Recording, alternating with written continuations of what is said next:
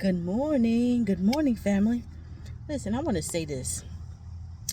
I made a video a while back saying our enemies rejoice at the evil traps they lay for us, but we feel sad when we see them going through or reaping what they've sown, right? And then I made a video some time ago, some article, I can't remember when, but it says the spirit of sabotage has turned on those, right, who willingly allow the enemy to use them.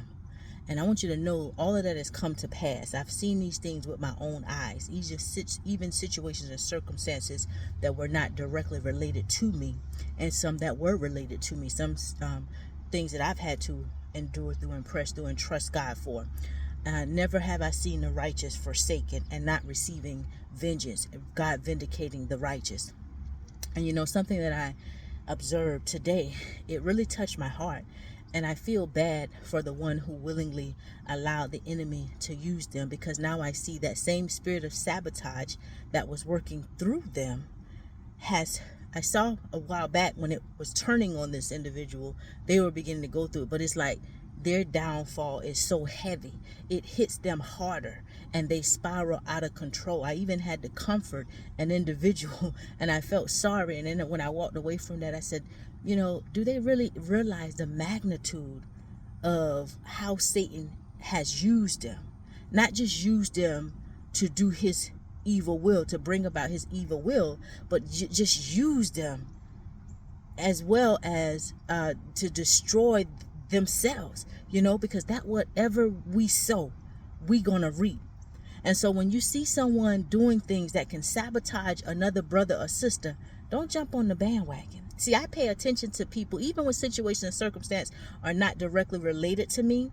I pay attention to people who join those who are sabotaging their brothers and sisters. I pay attention to your behavior, to your actions. If I see you laughing, chi-chiing it up, egging that individual on, because even sometimes the devil will use people to laugh with you and egg you on, and they don't even like you. They just want to keep the mess going. They just want to keep the fuel going. And so when you see a fool sometimes will sit there and build something that could be so great, or be in a position that could be so great, but then their true nature and their true character, because they're not self-reflecting and really doing any internal work, they begin to sabotage themselves and their own success and their own progress. And then they have people who are just as foolish and weak-minded and wicked in heart like them that can come and give them that fake momentum, but deep down inside they have nobody genuinely. All the people that will genuinely tell them the truth, they either hurt them or run them off. And so they don't have nobody that can around them to tell them the truth and say, listen, you're making a fool of yourself, or you need to change this, until they eventually hit rock bottom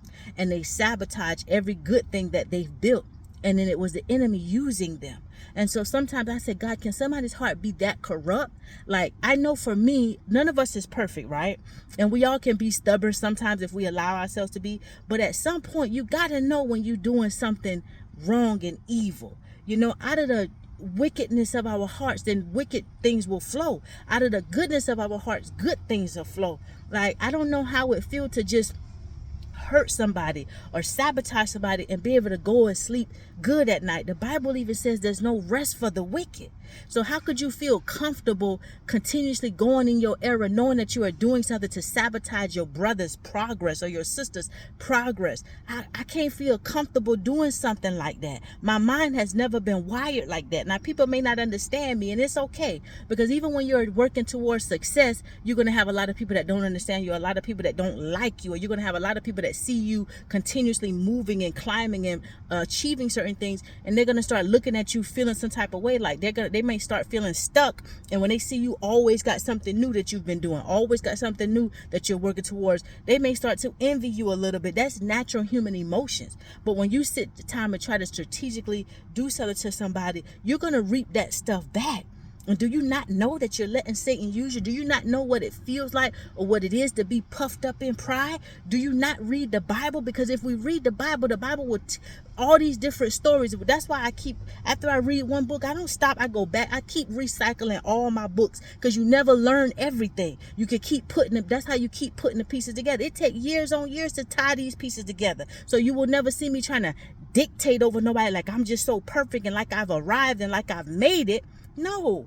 because I know what it's like to have the flesh war against the spirit. This thing that our spirit live inside of, it'll never be our friend. It'll always be a challenge. And sometimes when you see people getting in their later ages, that when the devil creep in and try to mess with you even more. And then you have young people coming against their elders, disrespecting their elders, because the devil know you done fought a strong battle for all these years. You done shine the light for all these years. And so when you get older, you need more people to be sensitive and nurturing. They'll come and the devil come and try to get at you even more in your older age. You see, when you truly have the love of Christ in you, you know how to move in grace. You know when and how to apply the scriptures to your brother and sister. Yes, you ain't gonna let nobody walk over you. But a lot of this, what we seeing now, let me tell you, those who laugh, you could have the best laugh if you want to, but you don't really want to laugh at them. You feel sorry for them. And you know, some people who I used to have respect for, I ain't got no respect for them no more. I don't care how big and how influential you may be, and you keep going on in your own ego and your own pride. I'm seeing what the spirit of sabotage is doing with my own two eyes. I'm witnessing. I feel sorry for those that had let the devil use them, you know, but I ain't about to get in God's way, because you gonna reap what you sow, baby. You gonna reap what you sow. Someone just, you know, and some people, when they get in the positions of power, they still have no power. It's like they use their power to oppress those who are weaker than them. And it's so sad, because you could be strong and do the right thing. You don't have to be a coward in that position. But if you was a coward before you got that position, you're probably going to be a coward in it.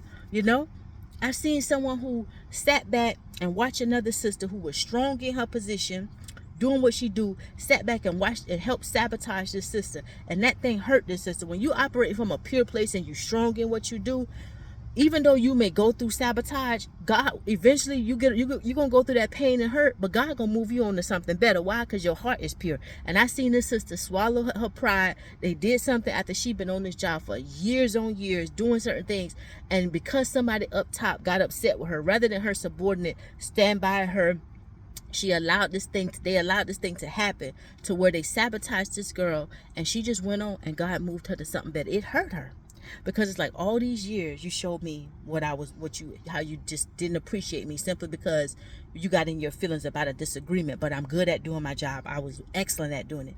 And then that business began to take a hit.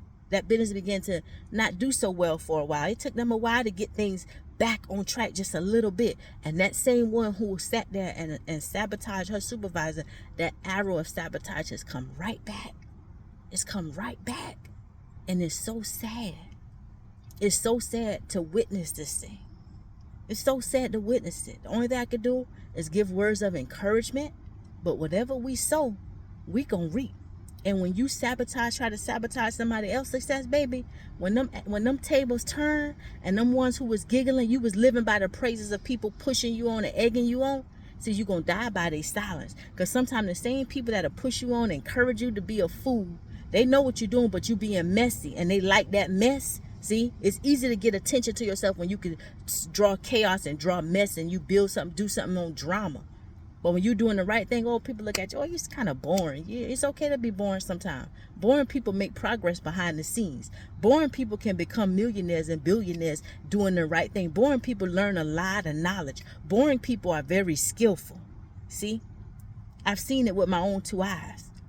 You see? And so when you same people who you let build you up with that fake momentum, laughing, egging you on to be a fool, to try to sabotage somebody else, right?